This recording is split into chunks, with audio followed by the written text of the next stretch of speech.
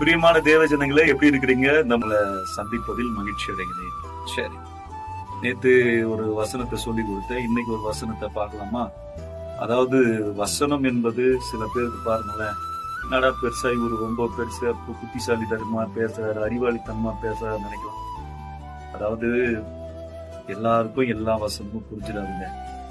வசனம் என்பது அது சிம்பிளா இருக்கும், பார்க்கறதுக்கு படிக்கும் போது ரொம்ப இதெல்லாம் நம்ம பார்த்த வசனம் தானே, படிச்ச வசனம் தானே, இவர் என்ன புதுசா சொல்றாரு அப்படின்னு சில பேர் வந்து என்ன பண்ணலாம், அசட்டை பண்ணலாம், பரியாசம் பண்ணலாம், கிண்டல் கேலி பண்ணலாம். அதாவது இந்த பரியாசம் பண்ணி கிண்டல் பண்றவங்களுக்கு இந்த வசனம் கிடையாது. இந்த வசனத்துக்காக காத்திருக்கிறவங்களுக்கு இந்த வசனம் விடாய்த்திருக்கிற ஆத்மாவுக்கு ஒரு பெரிய சந்தோஷம் மாதிரி. சரி, பார்க்கலாம். நம்ம அப்ப யாருக்கு தேவையோ அவங்க அந்த வசனத்தை எடுத்துக்கிட்டோம். ஓகேவா? சரி, எடுத்துக்கலாம், பார்க்கலாம். நீதிமொழிகள் 24:10 ஆபத்து காலத்தில் சோர்ந்து போவாயானால் உன் பலன் குறுகினதாய் மாறும். சார், ஆபத்து வர்றது எல்லாருடைய வாழ்க்கையில இயல்புதான் சார். விசுவாசம் உள்ளவர்களுக்கும் வாழ்க்கையில் பிரச்சனைகள் வரலாம். கஷ்டம் வந்து விட்டது என்பதால் தேவன் நம்மளை கைவிட்டுட்டார்னு நினைக்காதீங்க. தாவீது பல ஆபத்துகளை சந்தித்தான், யோசேப்பு பல சோதனைகளை சந்தித்தான். ஆனால் அவர்கள் தேவனை விட்டு விடவில்லை. இந்த ஆபத்து வரும்பொழுது சில பேர் பாருங்க, நல்லா இருக்கும் பொழுது நல்லா கர்த்தரை தேடுவாங்க. ஆபத்து வந்துச்சுன்னா சோர்ந்து போய் ஜெபத்தை விட்டுருவாங்க, சபையை விட்டுருவாங்க, ஊழியம் செய்யறதை விட்டுருவாங்க, தேவனுக்காக கொடுப்பதை விட்டுருவாங்க.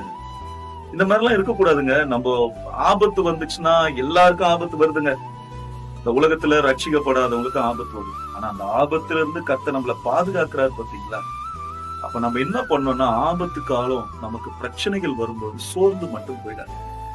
சோர்வு ஒரு மனுஷனை கொன்னுடும். அவன் சோர்ந்து போயிட்டான்னா, இருதயம் சோர்ந்து போச்சுன்னா அவங்களுக்கு உற்சாகம் குறைஞ்சு போயிடும்.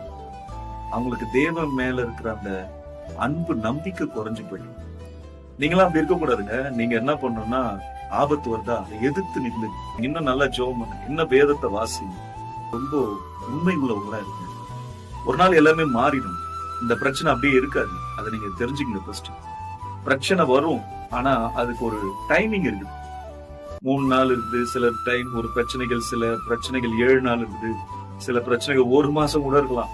ஆனா நம்மளெல்லாம் ஆண்டவர் வந்து ஒரு சில கெப்பாசிட்டி வச்சிருக்காரு, சில ஒரு பலனை வச்சிருக்காரு. அதுக்கு மேலெல்லாம் நம்மள சோதிக்க மாட்டாருங்க. அதனால இந்த வசனத்தை கொஞ்சம் நினைவு கூர்ந்து கொஞ்சம் கவனிச்சு பாருங்க. இது உங்களுக்கு ரொம்ப ஆசீர்வாதமா இருக்கும்னு நினைக்கிறேன். நீதிமொழிகள் 24:10. சரி, கர்த்தர் உங்களை ஆசீர்வதிக்கட்டும். May God bless you. Amen.